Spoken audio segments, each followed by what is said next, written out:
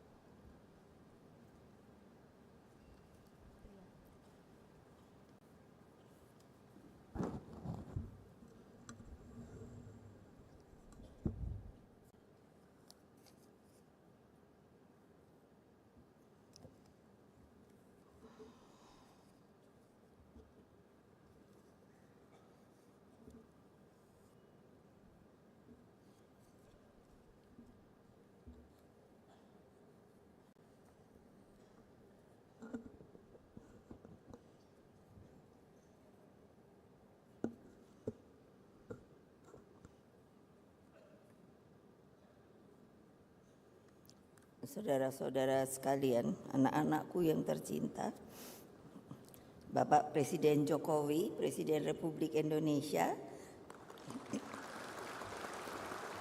Bapak Ma'ruf Amin, Wakil Presiden Republik Indonesia, Bapak Yudian Wahyudi, Kepala Badan Pembinaan Ideologi Pancasila, Bapak Muhajir Effendi, Menteri Koordinator Bidang Pembangunan Manusia dan Kebudayaan, Bapak Muhammad Mahfud MD, Menteri Koordinator Bidang Politik, Hukum dan Keamanan, Muhammad Tito Karniawan, Menteri Dalam Negeri, Ibu Retno Lestari Marsudi, Menteri Luar Negeri, Bapak Yahud Khalil Kumas, Menteri Agama RI, Bapak Yasona Lauli, Menteri Hukum dan Hak Asasi Manusia, Ibu Sri Mulyani Indrawati, Menteri Keuangan, Bapak Nadiem Anwar Makarim, Menteri Pendidikan dan Kebudayaan, Bapak Budi Gunadi Sadikin, Menteri Kesehatan, Ibu Tri Risma Harini, Menteri Sosial, Bapak Arifin Tasrif, Menteri Energi dan Sumber Daya Mineral, Bapak Basuki Hadi Mulyono, Menteri Pekerjaan Umum dan Perumahan Rakyat, Bapak Budi Karya Sumadi, Menteri Perhubungan, Bapak Sakti Wahyu Trenggono, Menteri Kelautan dan Perikanan, Bapak Hadi Cahyanto, Menteri Agraria, Tata Ruang dan Kehutanan, Bapak Abdullah Azwar Anas, Menteri Pendayaan Aparatur Negara dan Reformasi Birokrasi, Bapak Teten Mas Duki, Menteri Koperasi dan UKM, Ibu Gusti Ayu Bintang Darmawati, Menteri Pemberdayaan Perempuan dan Perlindungan Anak, Bapak Pramono Anung Wibowo, Sekretaris Kabinet, Bapak Budi Gunawan, Kepala Badan Intelijen Nasional, Bapak Lejen TNI Suharyanto, Kepala BNPB, Bapak Laksana Trihandoko, Kepala Badan Riset dan Inovasi Nasional, Bapak Hasto Wardoyo, Kepala Badan Kependudukan dan Keluarga Berencana Nasional, Bapak Hendrar Prihadi, Kepala Lembaga Kebijakan Pengadaan Barang dan Jasa Pemerintah, Bapak Heru Winarko, Kepala Badan Narkotika Nasional, Bapak Budi Waseso, Kepala Badan Urusan Logistik, Bapak Muhammad Taufik sebagai PLT Kepala Arsip Nasional, Bapak Amarullah Oktavian sebagai Wakil Kepala Badan Riset Inovasi Nasional, Bapak Peri Warjio, Gubernur BI, Bapak Heru Budi Hartono, PJ Gubernur DKI Jakarta, Bapak John Wempi Watepu, Wakil Menteri Dalam Negeri. Selain itu ada Bapak Antam, ada Anang, ada Andap, Bapak Chandra Bambang Suar Wibisono sebagai tamu-tamu terhormat kami, dan yang paling terutama adalah 3 sahabat kami, Ketua Umum Partai Bapak Mardiono dari Partai Persatuan Pembangunan, Bapak Haritanu dari Partai Persatuan Indonesia, lalu Bapak Usman Sabta Odang dari Partai Hati Nurani Rakyat.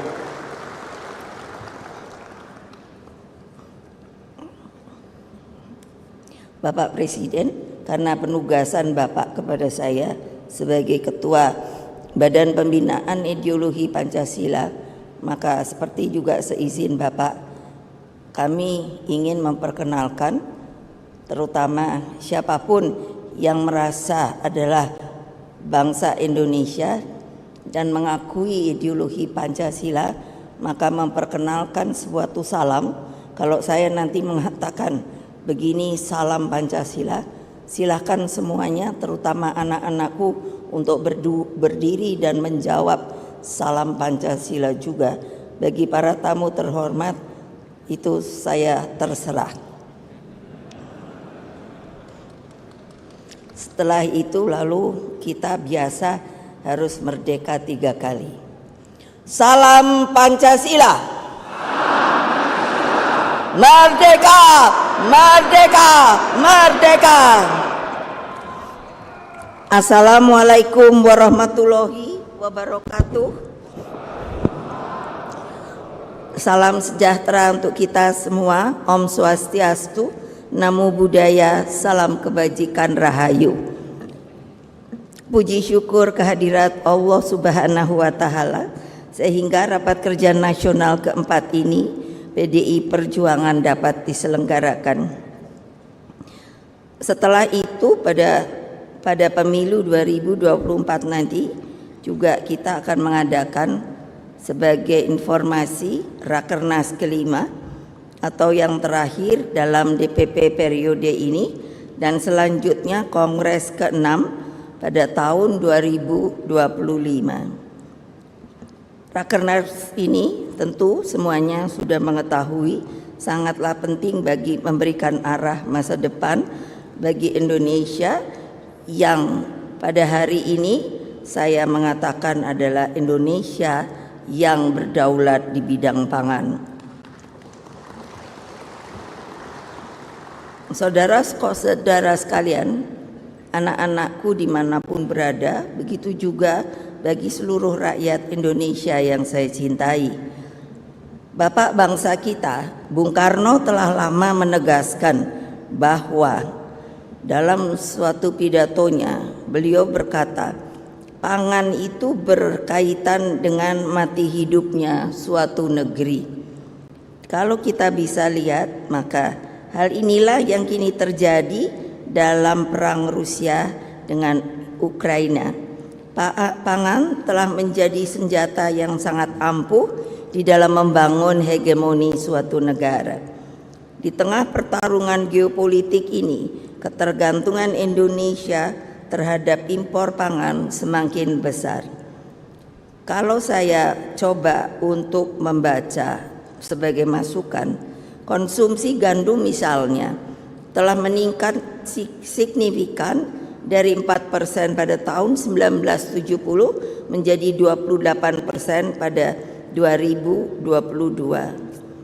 Padahal karena saya juga ditugasi oleh Bapak Presiden untuk menjadi Ketua Dewan Pengarah dari sebuah badan baru yang bernama Badan Research Nasional, Badan Riset Inovasi Nasional kita, ternyata tanaman gandum itu bukanlah tanaman yang dapat tumbuh di alam tropis, kecuali kalau ada rekayasa genetika.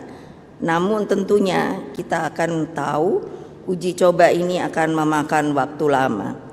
Akibatnya Indonesia akan mengalami ketergantungan dan konsumsi gandum diperkirakan akan meningkat menjadi 50% pada tahun 2030. Ketergantungan terhadap suplai pangan dunia juga nampak pada impor pangan yang mencapai lebih dari 300 triliun rupiah per tahun.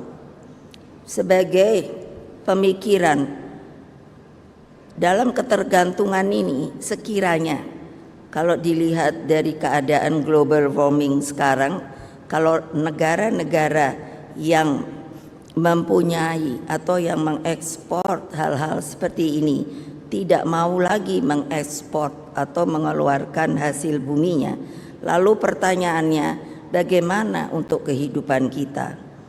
Hadirin sekalian, beberapa pekan terakhir ini Indonesia telah terasakan dihadapkan pada persoalan kenaikan harga beras dan kebutuhan pokok lainnya. Kalau kembali dilihat, karena kita ternyata tergantung sekali dalam kehidupan kita untuk berkonsumsi beras. Terlebih dengan tingkat konsumsi beras berkapita sebesar 96 kg dan itu ternyata tertinggi di dunia. Sementara sebenarnya konsumsi beras yang sehat adalah 60 kg per orang per tahun. Tingginya konsumsi beras membawa implikasi terhadap kesehatan seperti penyakit-penyakit, termasuk yang paling sangat sekarang menuju penyakit mungkin yang cukup masuk tertinggi adalah sakit gula atau diabetes. Pada gilirannya rendahnya diversifikasi pangan akan menjadi beban bagi nasional kita. Persoalan pangan tidak hanya bisa dijawab secara teknokratis, sebab masalah pangan sangat erat dengan aspek ideologis tentang keberpihakan, tentang komitmen Indonesia untuk berdiri di atas kaki sendiri di bidang pangan, dan tentang petani sebagai orientasi kebijakan terpenting. Karena itulah apa yang telah disampaikan Bung Karno, bahwa dari lidah dan perut rakyat Indonesia tidak boleh terjajah oleh makanan impor. Bisa menjadi bahan otokritik atas praksis ideologi di bidang pangan. Hadirin sekalian, anak-anakku yang kucintai, rakyat Indonesia yang saya cintai dimanapun mereka berada. Dalam perspektif ideologi tentang demokrasi ekonomi, nilai kemanusiaan dan keadilan sosial dalam Pancasila menjadi falsafah yang sebenarnya sangat-sangat penting. Kemanusiaan menekankan semangat pembebasan dari segala bentuk penindasan dan penjajahan. Sedangkan keadilan sosial mengamanatkan tidak boleh ada kemiskinan dalam buminya Indonesia merdeka. Karena itu mengapa ketika kita berulang tahun, saya mengambil tagline adalah fakir miskin dan anak-anak terlantar harus dipelihara oleh negara. Itu adalah ucapan Undang-Undang Dasar 1945. Saya mengatakan, mungkin kalau ada yang tidak setuju, berarti tidak setuju kepada kata-kata di dalam Undang-Undang Dasar 1945. Perspektif ideologis inilah yang harus kembali dibumikan ke dalam prakteknya. Dengan panduan ideologis ini dapat dirancang teknokratis dan fokus bagaimana mengurangi ketergantungan kita pada impor kedelai, daging sapi, hortikultura, bawang putih, garam, dan lain sebagainya. Selama kita semua punya tekad mengurangi impor, maka semua yang diimpor saat ini bisa kita adakan sendiri, karena Indonesia ini adalah diberkahi sebagai sebuah negara yang kaya raya. Pendekatan ideologis menempatkan pangan sebagai nafas kehidupan bangsa. Rancangan teknokratisnya pun harus dari hulu ke hilir. Hulu hilir dalam cara berpikir, tetapi juga dalam pelaksanaannya. Implementasinya pun bersifat progresif dengan menempatkan petani dan nelayan atau pengembang budidaya laut sebagai sebuah sentral kebijakan. Karena itulah dalam Rakernas keempat ini sengaja kami hadirkan perwakilan para petani dan juga nelayan budidaya laut se-Indonesia. Sebab Rakernas ini menjadi bagian kontemplasi ideologis bahwa seluruh dialektika tentang mengapa Indonesia merdeka dan untuk apa sebenarnya Indonesia harus merdeka berangkat dari falsafah tentang sosok petani yang bernama Pak Marhain. Dulu banyak orang selalu mengkonotasikan kalau menyebut Marhainisme langsung dikatakan kita ini komunisme. Padahal berarti orang itu tidak tahu sejarah dan tidak tahu apa sebenarnya Marhain. Marhain itu adalah seorang petani yang ditemui oleh Bung Karno ketika beliau mulai berjuang di Jawa Barat, terutama di kota Bandung. Apa yang menjadi dialog Bung Karno? Ketika beliau bertemu, siapa nama Bapak? Marhain, Pak, tentu bahasa Sunda. Apakah sawah ini punya Bapak? Iya. Apakah padi ini punya Bapak? Iya. Apakah benihnya punya Bapak? Iya. Apakah cangkulnya punya Bapak? Iya.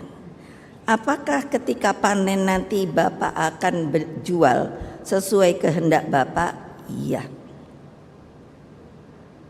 Apakah Bapak bisa menghidupi keluarga Bapak dengan beras yang telah disediakan? Iya. Lalu beliau bertanya, apakah dalam kecukupan Bapak itu cukup? Iya. Tetapi saya tidak bisa memberikan tambahan bagi orang lain. Ini sebetulnya filosofi daripada Marhainisme. Dan ini yang saya ingin kenalkan Bapak Presiden, Bapak Wakil Presiden. Dan kalau mau tahu supaya jangan ada prasangka, makamnya itu ada, silakan cari di Kampung Cipagolo, Bandung. Jadi itu bukannya omong kosong. Jadi maksud Bung Karno mengenalkan Marhainisme oleh sebab pertanyaannya kepada seorang Bapak Marhain. Beliau menginginkan sebenarnya seluruh rakyat Indonesia, petani, nelayan itu menjadi sebuah soko guru. Soko itu kan tiang, guru itu ya guru. Jadi soko ini memberi pelajaran bagi kemakmuran seluruh rakyat Indonesia. Pak Marhain itu adalah representasi wong cilik bersama jutaan petani, nelayan, serta mereka yang hidup dalam kemiskinan adalah dasar dan tujuan dari setiap praksis politik PDI Perjuangan. Kita harus menjabarkan falsafah pembebasan ini ke dalam konsepsi demokrasi ekonomi, sebab ada kecenderungan pangan hanya dilihat sebagai bagian sistem produksi yang sepertinya sudah berjalan sendiri tanpa panduan. Mengapa di sini saya tidak menyebutkan buruh? Karena pasti ada pertanyaan. Karena kalau namanya petani dan nelayan itu mandiri.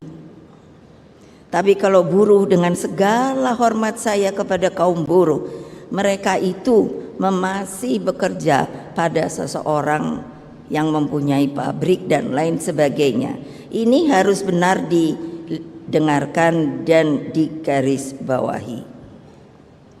Bapak Presiden, para petani nelayan yang saya sayangi dan hadirin sekalian, setelah melalui beberapa fokus group discussion yang diadakan sebelum Rakernas ini, PDI Perjuangan telah merancang ulang tentang desain pembangunan pangan masa depan.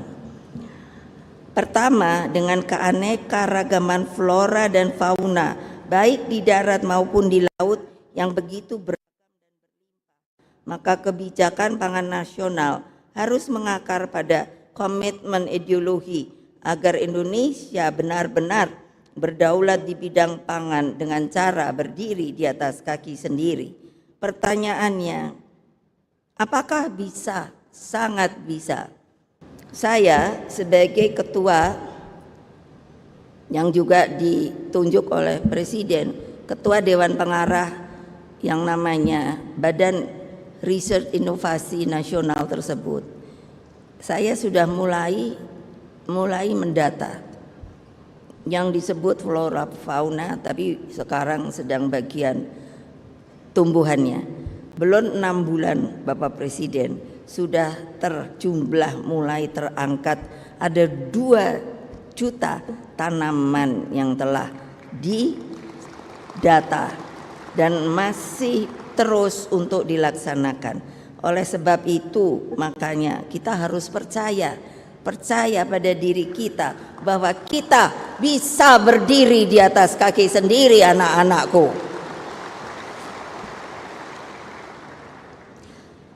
Tanpa ragu sedikit pun PDI Perjuangan menyatakan bahwa ke depan pangan bisa menjadi lambang supremasi kepemimpinan Indonesia bagi dunia. Hal ini saya untuk tulis, itu saya renungkan bahwa jangan nanti Ibu Mega kok sombong ya, bisa sampai menyampaikan seperti itu. Tapi saya sangat yakin dengan adanya BRIN, dan di BRIN itu sudah terhitungkan jumlah pekerja atau pegawai itu 16.000 Bapak. Yang 10.000 itu adalah per-research, yang 6.000 itu adalah pegawai dan lain sebagainya. Jadi terbayangkan tidak kalau ada yang ragu, kita tidak bisa berdiri di atas kaki sendiri. Kedua, seluruh desain politik ekonomi pangan harus menempatkan petani dan nelayan sebagai sentral kebijakan. Di sini harus dibangun sebuah keyakinan dan tentunya fokus bahwa melalui campur tangan negara, petani dan nelayan bisa menjadi tuan di negerinya sendiri.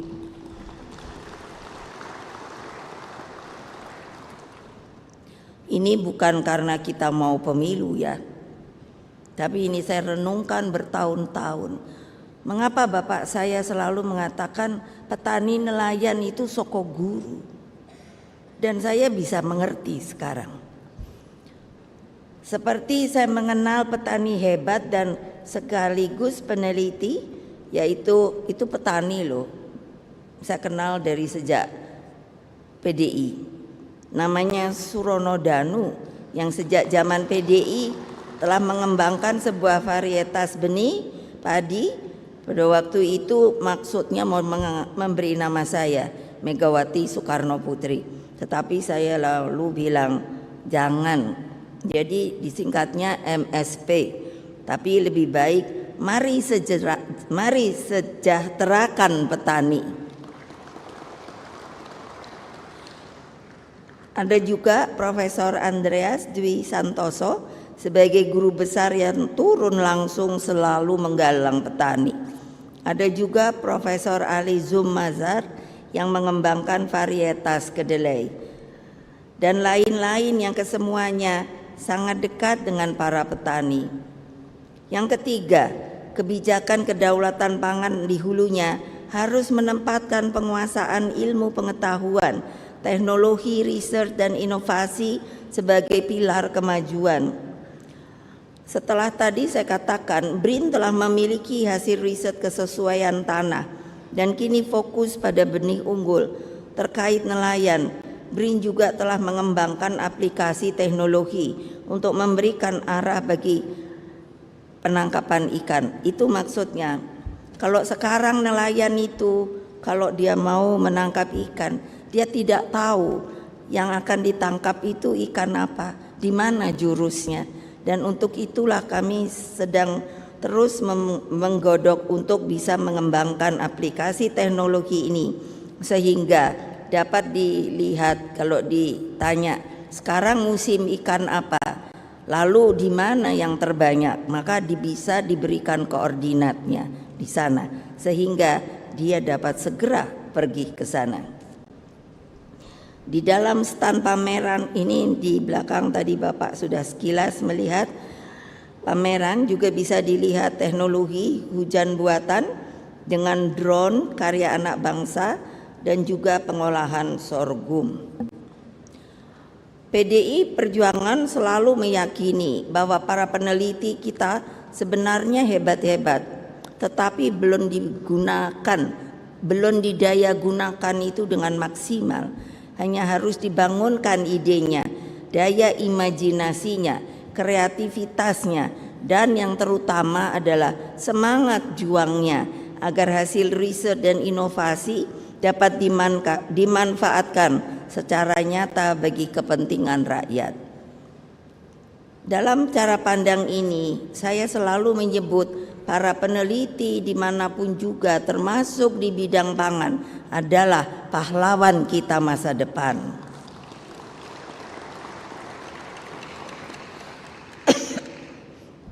Keempat, politik tata ruang harus memastikan lahan-lahan subur tidak boleh dialih fungsikan.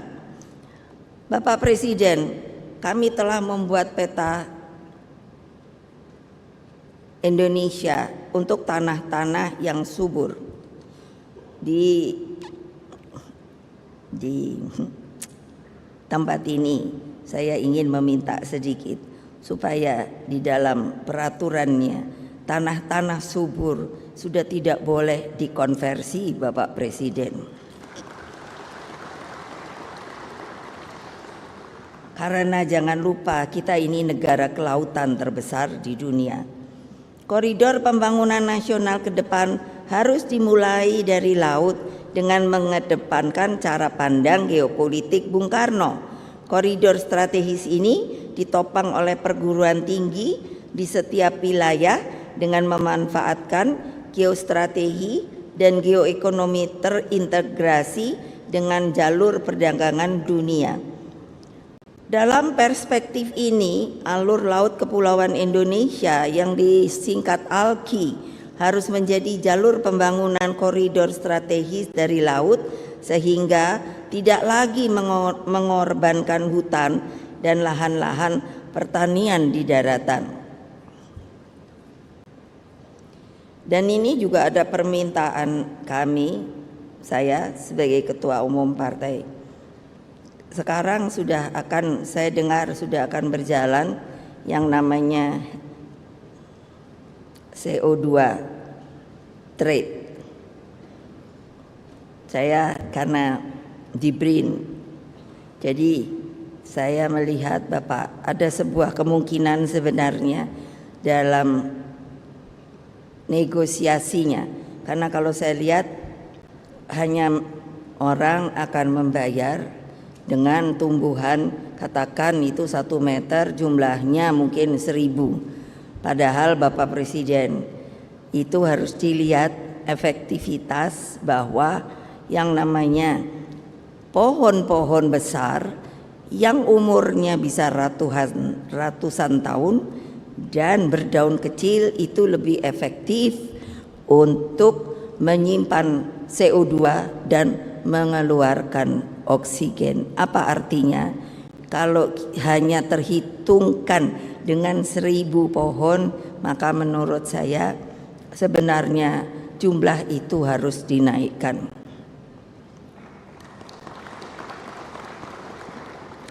Kok tidak ada yang tepuk tangan meriah? Mungkin karena tidak begitu mengerti. Nanti boleh tanya lebih lanjut sama Ibu. Karena Ibu saja ini sekarang ini bukan batuk pilek, ini alergi debu dan keadaan polusi yang seperti itu. Kelima, kebijakan fiskal melalui instrumen pajak dan tarif. Kebijakan ini wajib diterapkan dalam masa transisi ketika bangsa Indonesia sedang berjuang dan bergumul menempuh jalan untuk berdiri di atas kaki sendiri. Instrumen tarif ini diterapkan secara kompetitif guna memberikan stimulus bagi riset inovasi dan peningkatan produksi nasional. Ini pun mengapa saya berpikir, dan mungkin saya juga minta tolong lagi sama Bapak Presiden. Saya mendapatkan informasi dan itu tolong diperhatikan, dilihat bahwa bea masuk impor gandum itu 0%. Saya bukannya anti gandum, saya juga senang hamburger, mie. Namun mengingat gandum tadi telah saya terangkan tidak bisa ditanam di sini guna mengurangi ketergantungannya. Bukankah kita memiliki 10 sumber pangan lainnya, yaitu hanjali, jagung, pisang, porang, sagu, singkong, sorghum, sukun, talas, dan ubi jalar yang tentunya kalau diolah dan di backup oleh Badan Riset Inovasi Nasional kita ini bisa mensubstitusi gandum. Sekiranya bea masuk bisa diterapkan dalam masa transisi, maka dana yang ada bisa dipergunakan juga untuk menambah biaya riset terhadap produk substitusi gandum. Setuju apa enggak toh? Tuh Bapak Presiden dengarkan. Coba tong lebih keras. Loh, karena ini untuk masalah perut kalian loh. Keenam, penggunaan teknologi terapan baik untuk benih unggul, on farm, off farm, termasuk mekanisasi pertanian harus dikedepankan. Pada saat bersamaan dilakukan pendampingan terhadap petani untuk menggunakan teknologi terapan dengan harga murah sehingga kelompok petani akan melek teknologi oleh campur tangan negara.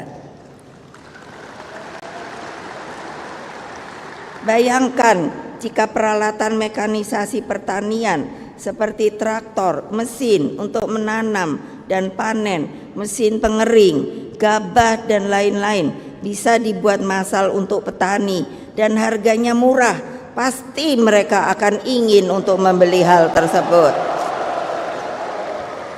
Maka akan sangat membantu peningkatan produksi pangan. Ketujuh, pembangunan infrastruktur pertanian, sarana produksi pertanian, dan penyediaan pupuk berbasis green farming dilakukan secara terintegrasi dan berkelanjutan dan murah harganya.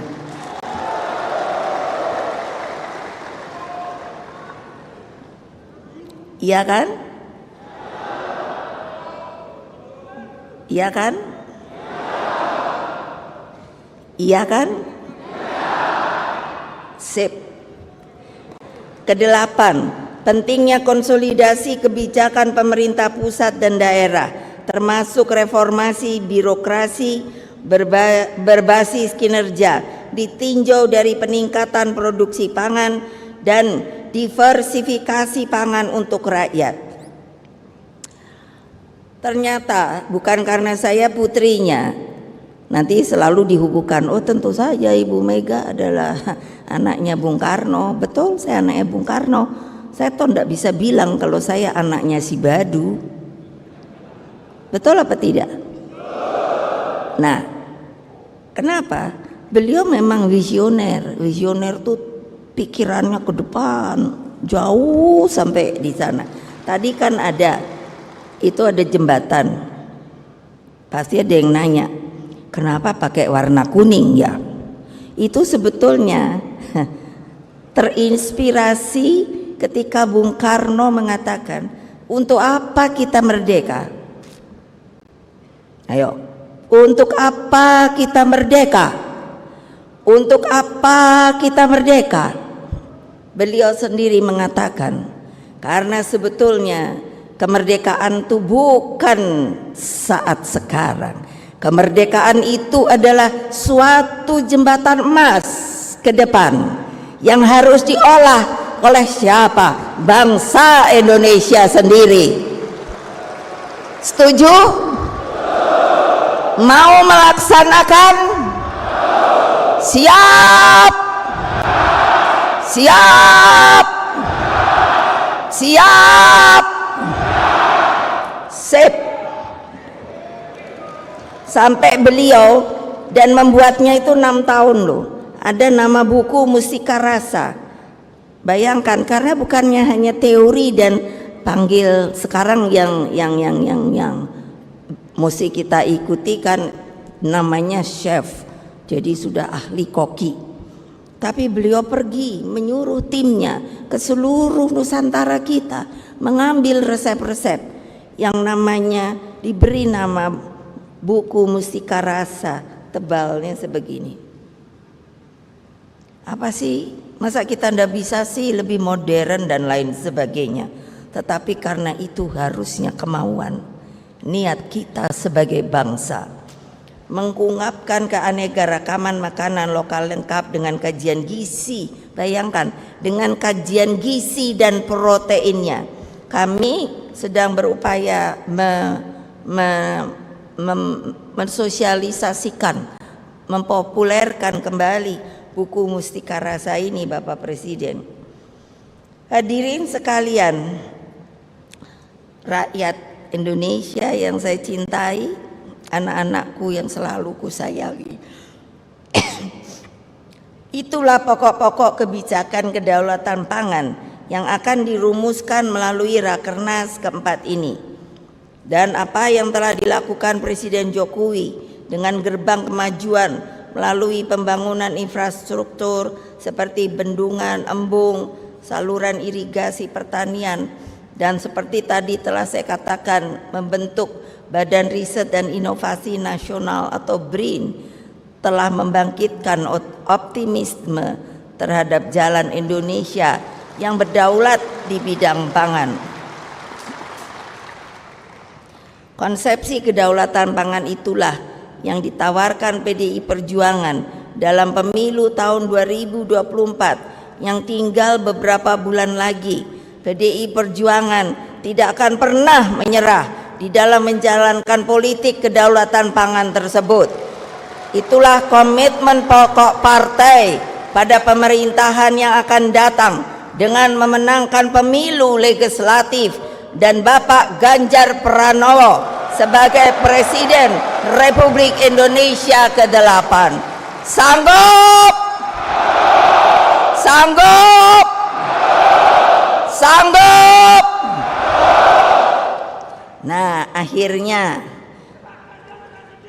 kepada anak-anakku sekalian, seluruh simpatisan dimanapun kalian berada, anggota, sukarelawan, kader partai, ingatlah bahwa rakyat itu adalah cakrawati perjuangan kita.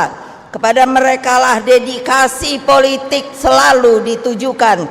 Kita berjuang karena keyakinan politik. Kita telah teruji oleh gemblengan yang sejarah yang begitu hebat dan menyakitkan, khususnya selama ketika masa Orde Baru. Karena itulah sebagai banteng-banteng PDI Perjuangan yang memegang kokoh perisai Pancasila di dadamu, selama ini kita menyatu dengan rakyat.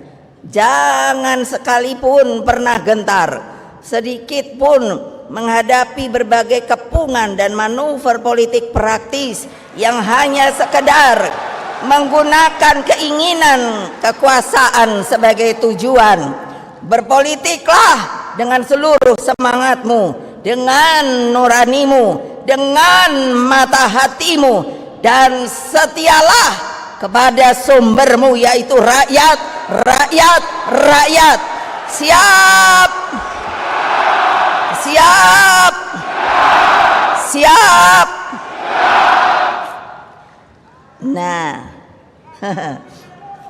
kan kadang itu orang kan suka apa ya, kayak bikin pantun. Saya coba-coba juga. Tolong dengarkan ya.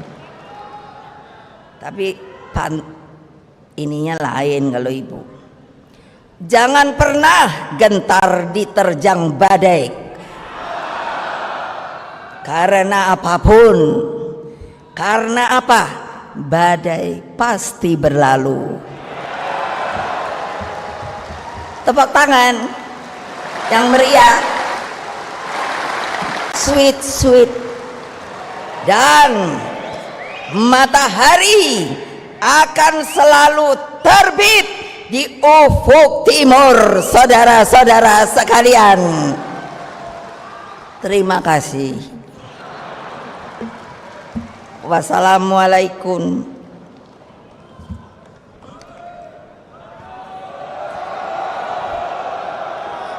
Wassalamualaikum warahmatullahi wabarakatuh. Dengan mengucapkan bismillahirrahmanirrahim, maka Rakernas keempat PDI Perjuangan dan sekaligus pembekalan calon anggota legislatif serta pemenangan agenda pemilu tahun 2024 secara resmi saya nyatakan dibuka.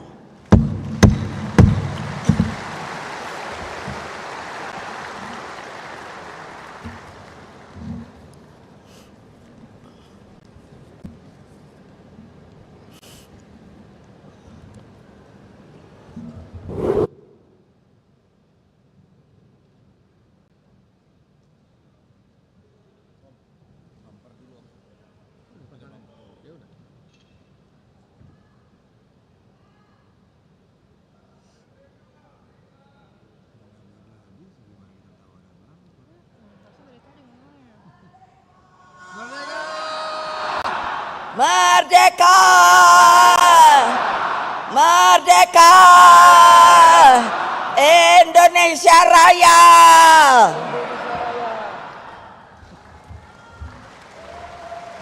Kita beri tepuk tangan yang paling meriah hadirin sekalian. Demikianlah pidato politik dari Ketua Umum PDI Perjuangan Ibu Profesor Dr. Megawati Soekarno Putri sambil juga membuka Rakernas keempat PDI Perjuangan, kedaulatan rakyat, kedaulatan pangan untuk kesejahteraan rakyat. Baca yang tadi. Dan juga sudah kita simak bahwa sudah disampaikan bahwa memang kita harus menempatkan petani dan nelayan sebagai salah satu sentra dalam membuat kebijakan. Soko guru tadi disampaikan oleh Ibu Ketua Umum, dan juga tadi saya catat ada mengenai pangan itu bisa menjadi supremasi kepemimpinan kita di dunia, dan juga ini merupakan sebuah jalan Indonesia menuju kedaulatan pangan. Baik, dan sekarang sedang disiapkan, kita akan sama-sama mendengarkan kata sambutan yang berikutnya. Tapi sebelumnya, jadi Intan juga nanti kita akan sama-sama menyaksikan penyerahan benih. Ya, tadi sudah disampaikan oleh Ibu Ketua Umum, ada benih yang namanya Mari Sejahterakan Petani yang sudah ditanam di berbagai daerah seluruh Indonesia. Tapi nanti akan ada waktunya, sekarang kita akan masuk ke acara berikutnya. Hadirin yang kami hormati, mari kita simak bersama sambutan untuk PDI Perjuangan dari calon Presiden Republik Indonesia 2024-2029. Yang terhormat Bapak Ganjar Pranowo.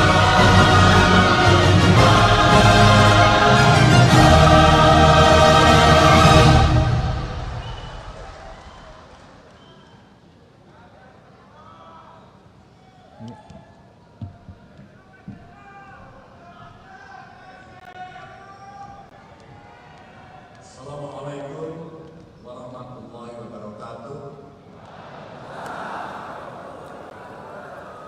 Selamat sore, salam sejahtera untuk kita semua. Om Swastiastu, Namo Buddhaya, Rahayu. Salam Pancasila. Merdeka! Merdeka! Merdeka! Yang sangat kita cintai, kita hormati, kita banggakan, Ibu Ketua Umum PDI Perjuangan, Profesor Dr. Megawati Soekarno Putri,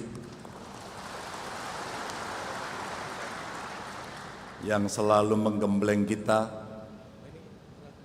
memberikan pelajaran kepada kita apa arti kesabaran dan keteguhan dalam perjuangan.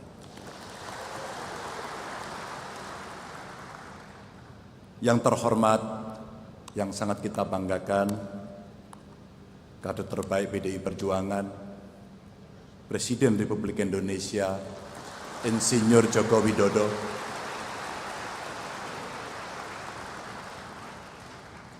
buat saya pribadi beliau adalah mentor yang telah memberikan banyak sekali pelajaran sehingga kami mendapatkan banyak ruang untuk bisa belajar. Terima kasih Pak Presiden. Yang kami hormati Bapak Wakil Presiden, Bapak Kiai Haji Ma'ruf Amin, terima kasih sudah hadir. Ketua DPR RI Mbak Puan Maharani, terima kasih. Tentu beserta seluruh jajaran DPP PDI Perjuangan, Pak Sekjen Mas Prananda. Rakernas menjadi makin lengkap dan merasa terhormat karena hadir para ketua umum partai. Dari Ketua Umum P3, Pak Mardiono, terima kasih. Pak Haritanu, terima kasih sudah hadir. Pak Usman Sabtaudang, terima kasih. Dan kita juga merasa terhormat karena banyak sekali anggota kabinet yang hadir. Dari kementerian, terima kasih. Dari lembaga yang saya minta maaf tidak bisa menyebut satu persatu. Dan tentu 3 pilar partai. Dari eksekutif, legislatif, struktural, dan wabil khusus para petani dan nelayan yang ikut bersama kita dalam Rakernas ini.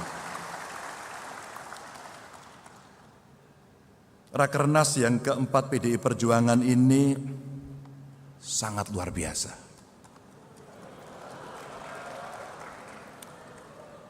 Bukan hanya jumlah pesertanya, tapi pilihan temanya yang sangat istimewa. Kedaulatan pangan untuk kesejahteraan rakyat dengan subtema yang sangat-sangat spesifik. Pangan sebagai lambang supremasi kepemimpinan Indonesia bagi dunia. Saya sambil mencoba membayangkan apa yang kemudian dipikirkan oleh Ibu Megawati. Kira-kira apa yang mesti kita kerjakan? Pada Rakernas terdahulu, kita pun membahas persoalan-persoalan rakyat, tema kemiskinan, stunting, pemerintahan yang bersih, anti korupsi. Dan kita bangga sebagai kader PDI Perjuangan bahwa partai kita selalu berpikir apa yang dibutuhkan oleh rakyat. Setiap Rakernas. Kita coba cermati setiap saat Ibu Mega berpidato, setidaknya ada 8 pokok-pokok kebijakan kedaulatan pangan yang Ibu Ketua Umum sudah sampaikan. Poin-poin yang sangat penting itulah buat kita yang ada di eksekutif, legislatif, kita coba mengawal agar itu bisa tereksekusi dengan baik, dengan target-target yang terukur. Dan tentu apa saja itu dari kedaulatan pangan yang menjadi tema kita hari ini, ada satu kata yang membuat semangat kita makin kuat, adalah swasembada. Untuk bahan pokok sehingga kita mampu memenuhi kebutuhan rakyat kita sendiri. Tentu saja itu tidak bisa menggelinding apa adanya begitu saja, karena butuh hadirnya negara untuk bisa memastikan petani dan nelayan menjadi tuan rumah di negerinya sendiri untuk mengurus pangan ini. Tentu hadirnya juga tidak tiba-tiba. Hadirnya juga tidak menggelinding begitu saja. Ada beberapa poin yang coba kita catat. Yang pertama, bagaimana kita menggenjot riset dan tentu saja teknologi pertanian yang hari ini sudah saatnya menuju teknologi pertanian tingkat tinggi, high-tech. Tentu ada politik tata ruang yang harus bisa memastikan seperti pesan Ibu tadi, bahwa lahan subur tidak boleh dialihfungsikan. Saya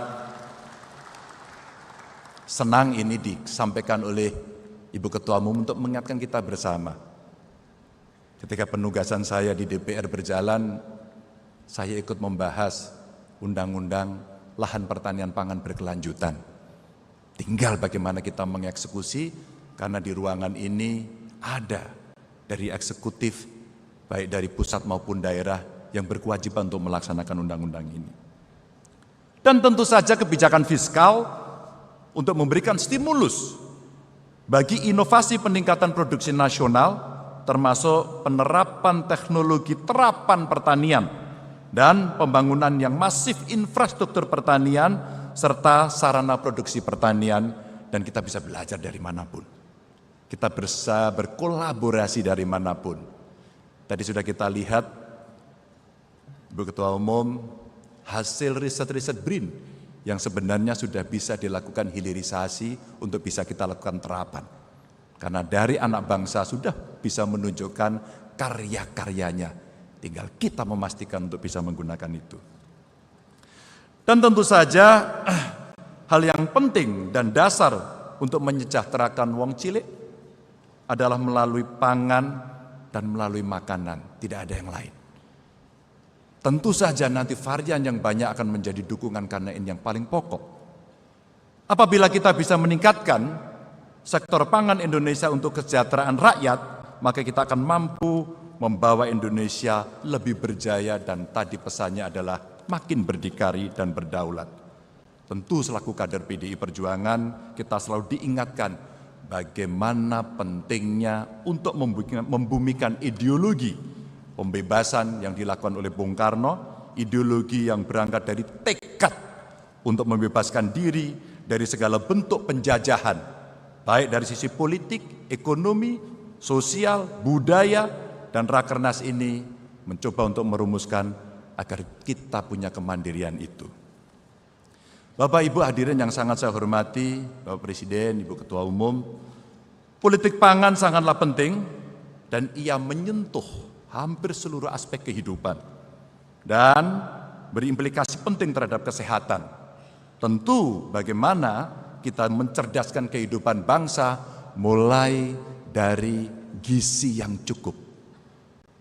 Maka kalaulah Rakernas sebelumnya kita bicara stunting, karena politik kesehatan kita inilah yang akan memberikan investasi besar nantinya kepada anak-anak bangsa generasi masa depan. Dengan berpihak pada petani dan nelayan, maka kita akan mempercepat Indonesia yang berdikari di bidang pangan, dan sudah saatnya sawah-sawah menjadi hamparan kesejahteraan dan laut menjadi samudera kemakmuran. Dan Ibu Ketua Umum, hadirin yang saya hormati, Bapak Presiden, kita bisa melihat Rakernas keempat ini dilengkapi dengan pameran pangan, sekaligus menjadi ajang untuk menyampaikan gagasan akan masa depan Indonesia, di mana pangan perlu menjadi nafas kehidupan bangsa. Peningkatan nilai pangan Indonesia sendiri tidak bisa hanya dilakukan dengan memperbaiki satu aspek saja. Pasti tidak akan cukup. Dan dari hulu sampai hilir mesti kita yakini bisa kita kelola. Kita harus melakukan transformasi dan tentu saja akselerasi untuk meningkatkan nilai pangan yang dimiliki oleh tanah air kita.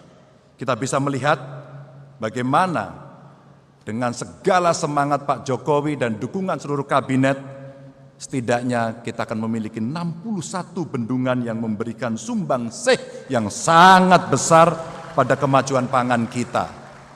Kita bangga pada nilai-nilai itu. Meskipun demikian kita masih harus memberikan perhatian karena ada PR, di mana berbagai persoalan yang terjadi muncul karena sekitar 650.000 hektar sawah menyusut tiap tahun dan 65% sawah irigasi menjadi tidak subur. Maka menjadi relate dari bendungan yang disiapkan, teknologi yang dimasukkan untuk memenuhi kebutuhan dasar dari saudara kita petani agar bisa berproduksi lebih baik. Maka kita harus mempercepat modernisasi dan digitalisasi sistem irigasi supaya darah pangan ini bisa mengalir kepada tanaman-tanaman yang memang dibutuhkan. Kita tegakkan apa-apa yang harus kita lakukan, seperti tadi kita mesti menjaga lahan subur kita. Biarkan sawah kita tetap menjadi sawah. Biarkan embung tetap menjadi embung yang akan memenuhi kebutuhan air.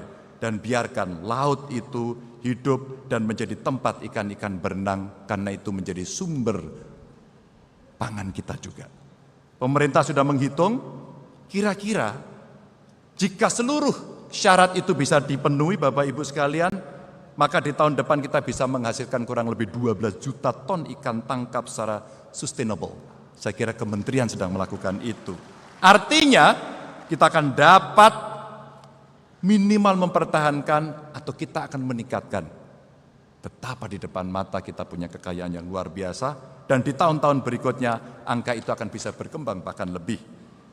Tinggal bagaimana kita menjaganya melalui pengawasan yang real di lapangan, melalui penegakan hukum, melalui penangkapan yang terukur, melalui modernisasi budidaya perikanan, serta perbaikan sistem apa yang ada, termasuk akses permodalan, termasuk efisiensi distribusi logistik dalam logistik manajemen. Kita stop proses illegal fishing yang merugikan negara kita sampai 356 triliun. Stop. Mesti kita tarik menjadi kepentingan kita sendiri. Dan kita terus genjot kedaulatan pangan kita melalui diversifikasi pangan yang Bu Mega tadi sampaikan. Biarkan yang makan papeda tetap makan papeda. Biarkan yang makan tiwul tetap makan tiwul. Dan yang makan beras juga makan beras. Karena sorghum pun bisa menjadi sumber pangan. Biarkan. Karena itulah sumber pangan yang sangat variatif yang kita miliki. Negara lain tidak memiliki itu. Biarkan. Dan juga kita mesti memastikan bantuan, insentif, bibit, pupuk, sarana prasarana perikanan, tangkap, budidaya yang mesti disalurkan tepat sasaran.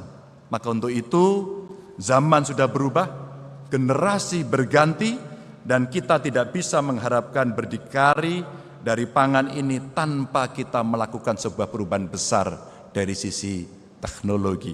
Dan teknologi modifikasi cuaca, smart farming, sekolah lapang iklim menjadi begitu penting ketika kemudian praktek-praktek ini bisa kita lakukan. Dan kunci dasarnya adalah satu data. Maka satu data Indonesia akan menjadi rujukan utama kita dalam menentukan kebijakan, termasuk dalam politik pangan dan perikanan yang kita miliki, pertanian dalam arti luas. Dan ternyata satu data ini kita bisa gunakan teknologi AI. Kita tahu mana tanah yang oke, berapa pH-nya, tanaman apa, bibit mana yang harus dicukupi dengan kebutuhan benih yang kita mesti bisa bangun sendiri untuk disediakan buat para petani. Dan kita punya analisis semuanya dengan bantuan AI, kita bisa gunakan hasilnya untuk melakukan modernisasi dan industrialisasi agar bisa berjalan on the track. Dan teknologi serta pesawat modifikasi cuaca mesti kita tambah agar jumlahnya bisa memenuhi dan kita bisa mempercepat seluruh target yang mau kita capai. Kita luaskan program Smart Fisheries Village yang sekarang sudah dijalankan oleh pemerintahan Pak Jokowi. Beberapa contoh dulu dibangun di Kebumen, bagus sekali, dan kemudian ini akan kita tularkan kepada tempat-tempat lain. Lalu pembangunan desa perikanan dengan basis penerapan teknologi informasi, komunikasi, dan manajemen tepat guna yang berkelanjutan untuk meningkatkan ekonomi masyarakat desa. Dan satu program bisa menciptakan banyak tujuan. Dan kita tidak boleh lupa, Bapak Ibu sekalian, kita mesti lakukan upskilling, memberikan bantuan modal, dan kemudian para pelaku yang bisa kita latih agar mereka makin modern untuk melakukan itu. Dan kalau perlu, kita berikan penugasan kepada anak-anak muda untuk dia terlibat. Kita gunakan kekuatan kita yang ada di perguruan tinggi untuk terlibat, sehingga kita semuanya akan bisa melakukan percepatan itu. Dan tentu saja tidak hanya itu, ketika produksi sudah beres, maka off-taker-nya mesti beres. Kalau off-taker-nya beres, maka rasanya 9 bahan pokok mesti kita kendalikan, dan negara tidak boleh melepaskan itu menjadi sesuatu yang makin liberal, karena pangan adalah kebutuhan kita sendiri. Bapak Ibu yang sangat saya hormati, pertanian dan perikanan saat ini memang menyumbang sekitar 11% PDB. Kalau kita mau konsisten, maka PDB yang kita sumbang dari sektor ini bisa mencapai kurang lebih 3.000 triliun dengan peningkatan nilai tambah produk.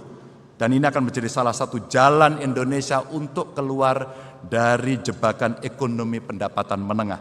Dan kita harus hati-hati, karena pertumbuhan ekonomi yang sudah dibangun pondasinya begitu kuat oleh Pak Jokowi, mesti kita teruskan, mesti kita jaga, mesti kita percepat, dan mesti kita dukung semuanya. Dan momen menuju Indonesia emas inilah harus dilakukan dengan gerak cepat, gaspol. Tidak bisa kemudian kita pelan-pelan. Kita bergerak cepat bersama, dan tentu saja hadirin sekalian, maka dengan kerendahan hati, saya memohon kepada seluruh hadirin, mari kita kuatkan gotong royong kita. Mari kita siapkan langkah-langkah kita. Mari kita turun bersama mengetuk pintu-pintu rumah untuk menyampaikan misi kita, menyampaikan program kita, menolong mereka dengan kekuatan partai pengusung sekaligus kekuatan relawan. Mohon doanya, mohon dukungannya, dan kita akan bergerak bersama-sama untuk mewujudkan itu semua. Terima kasih, mohon maaf kalau ada kekurangan. Wassalamualaikum warahmatullahi wabarakatuh. Om Santi Santi Santi Om.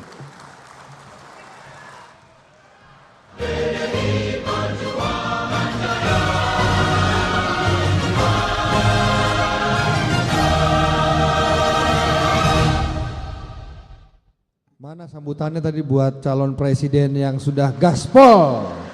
Nah, gitu dong, ya kan? Biar makin semangat yang turun ke bawah, karena kita waktunya nggak banyak lagi, hanya tinggal waktu 4 bulan menuju tanggal 14 Februari nanti. Jadi kalau kita tidak gaspol dan satset, kita bisa gagal nanti ya. Makanya harus positif dan semangat. Hadirin yang kami hormati, mari kita simak bersama kata sambutan dari salah satu kader terbaik partai yang telah mendapatkan kepuasan besar dari rakyat Indonesia, yang terhormat Bapak Insinyur Joko Widodo.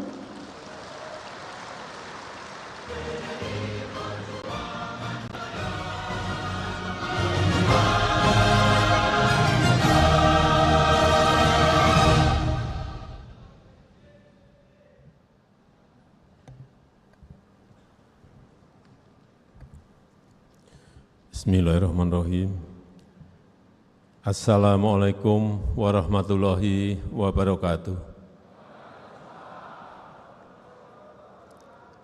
Selamat siang, salam sejahtera bagi kita semuanya. Shalom, Om Swastiastu, Namo Buddhaya, salam kebajikan. Salam Pancasila. Merdeka! Merdeka! Merdeka!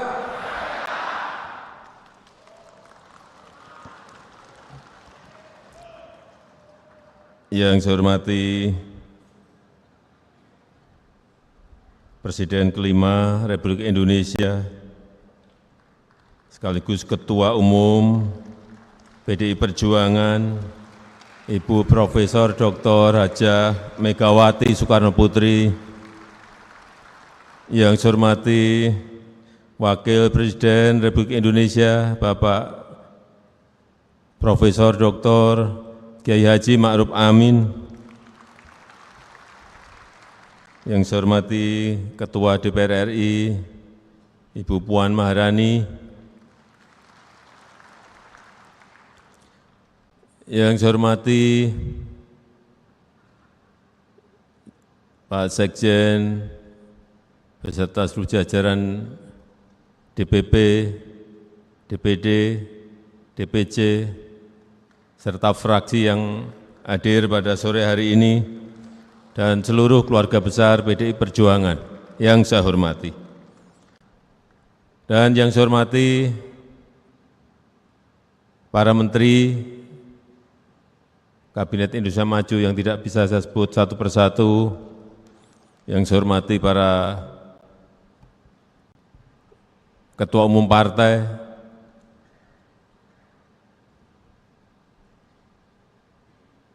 P3, Pak Mardiono, Partai Hanura, Pak Usman Sabtaodang. Beliau ini sering ngadep saya. Pak Aritanu Sutebyo, Perindo, Bapak Ibu sekalian, hadirin undangan yang berbahagia. Tema di Rakernas keempat PDI Perjuangan saat ini sangat relevan dengan keadaan yang kita hadapi, yang bukan sesuatu yang sangat gampang, tapi betul-betul sesuatu yang tidak mudah untuk diselesaikan, karena ini menyangkut ancaman perubahan iklim, nyata dan sangat kita rasakan dalam kehidupan kita sehari-hari saat ini. Kenaikan suhu bumi, kekeringan di mana-mana, kemarau panjang, sehingga menyebabkan gagal tanam, menyebabkan gagal panen, dan super El Nino yang ada di 7 provinsi di negara kita juga mempengaruhi pasokan pangan kepada rakyat kita Indonesia. Plus ditambah yang kedua, yang pertama ancaman perubahan iklim, yang kedua juga yang berkaitan dengan geopolitik dunia yang juga berpengaruh pada pasokan pangan. Perang di Ukraina, kelihatannya perang di sana jauh dari kita.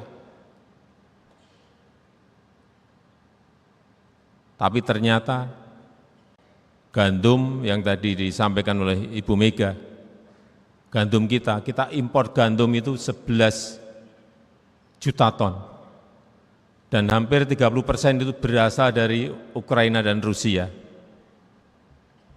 karena di sana memang produsen gandum terbesar dunia. Saat saya bertemu dengan Presiden Zelensky, beliau menyampaikan pada saya, ada stok 77 juta ton berhenti di Ukraina karena perang. Begitu saya masuk ke Rusia, saya bertemu dengan Presiden Putin, beliau juga cerita, di Rusia ada 130 juta ton gandum yang berhenti, tidak bisa diekspor karena keamanan laut. Artinya total dari 2 negara itu yang tidak bisa keluar gandumnya 207 juta ton. Sehingga yang terjadi adalah di Afrika, di Asia maupun di Eropa sendiri, kekurangan pangan itu betul-betul nyata dan terjadi. Harga yang naik secara drastis, dan bahkan kemarin saya membaca di sebuah berita, di satu negara maju di Eropa, anak-anak sekolah banyak yang sudah tidak sarapan pagi Yang biasanya sarapan pagi sekarang ini sudah tidak sarapan pagi karena kekurangan bahan pangan, karena mahalnya bahan pangan. Yang ketiga yang sekarang terjadi menyebabkan pangan semakin naik harganya adalah 19 negara sekarang ini sudah tidak mengekspor pangan. Bahkan tadi pagi saya baca lagi, bukan 19 lagi, tapi 22 negara sekarang ini sudah tidak mau mengekspor bahan pangannya. Termasuk di dalamnya adalah beras. Ada Uganda, Rusia, India, Bangladesh, Pakistan, dan Myanmar terakhir juga akan masuk lagi tidak mengekspor bahan pangannya.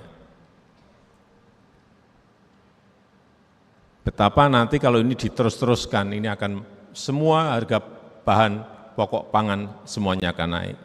Sehingga sekali lagi, saya sangat setuju apa yang tadi disampaikan oleh Ibu Ketua Umum, Bu Mega, semuanya setuju. Dan lebih setuju lagi apa yang disampaikan calon presiden Pak Ganjar Pranowo. Tadi saya bisik-bisik ke beliau, Pak, nanti habis dilantik, besoknya langsung masuk ke kedaulatan pangan. Enggak usah lama-lama. Perencanaannya disiapkan sekarang, begitu dilantik besok langsung masuk ke kerja kedaulatan pangan. Sehingga swasembada pangan, ketahanan pangan, kedaulatan pangan itu betul-betul kita miliki. Ngeri sekali kalau melihat cerita semua negara sekarang mengerim semuanya, tidak ekspor pangannya. Gandum sudah, beras sudah, gula sudah, semuanya ngerim semuanya. Oleh sebab itu, 10 tahun ke depan, 5 tahun ke depan, 10 tahun ke depan memang visi taktis itu harus kita miliki. Bukan visi misi yang terlalu bagus di awang-awang, tapi visi taktis, rencana kerja detail harus kita miliki.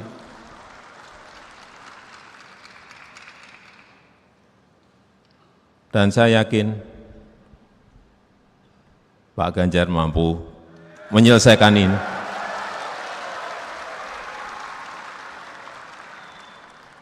Kita tahu penduduk kita sudah 278 juta. Penduduk kita saat ini sudah 278 juta. Dunia juga sudah lebih dari 8 miliar penduduk dunia.